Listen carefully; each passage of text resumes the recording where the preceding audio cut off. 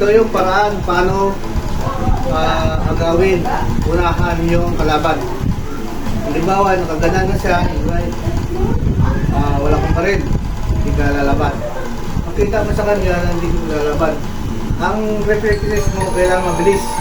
So kailangan, pag ganun mo pa lang ng baril niya, pag ganun niya pa lang niya, yan, wala mo sa kan. Once na ang baril, pag halimbawa ay pagka bumulangga, itutok na agad dito, patay ka na.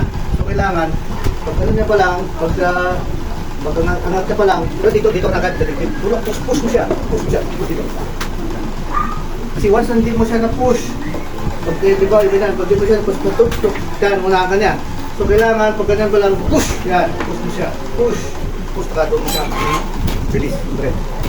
Maraming para dyan, diba, di ko naman tutok. Dito naman tayo sa side. Left side, no? Tutok dito. Tutok dito, hindi lagi dito. So dito naman tayo, yan. Tutok mo para dyan.